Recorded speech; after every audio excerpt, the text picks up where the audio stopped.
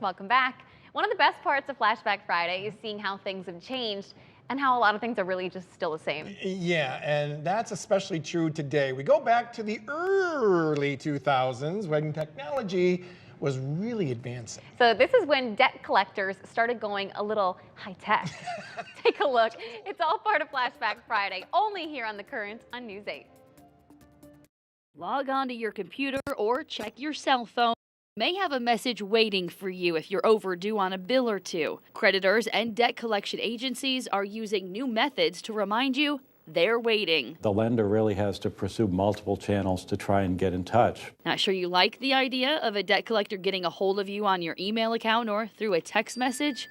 Many people are giving up their landline and going with a cell phone, but many of them are still paying for text messages and calls, so they may not want the debt collector to reach them in that way. Still, it's perfectly legal according to the Federal Trade Commission and the consumer advocates. The minute you put that phone number on a credit card application, you are saying, I consent to having you call me. But creditors still have to follow the rules of the Fair Debt Collection Practices Act. Federal law does place some restrictions. You can't be phoned at 7 a.m. or at 10 p.m. or the middle of the night. The lenders say they consider high-tech reminders a service to consumers, and even the Privacy Rights Clearinghouse claims some people may prefer this method. There are people who would just as soon have these sorts of communications by text message or email.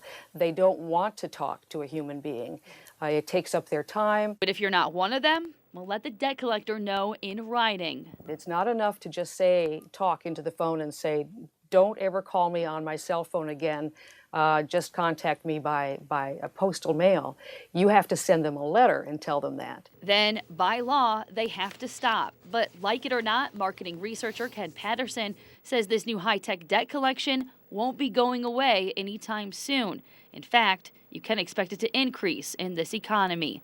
Our research tells us that many are really seriously considering implementing it in the very near future. Julie Sis, Quad Cities News Channel 8. I like those cell phones. Oh, yeah. That's so deep. I know. No one was texting on those. No. And security is a lot better now today than it is. Oh my gosh, I couldn't even imagine getting a letter. I wouldn't even probably get it. For that whole process? No. Please text me instead of sending a letter. Very much so.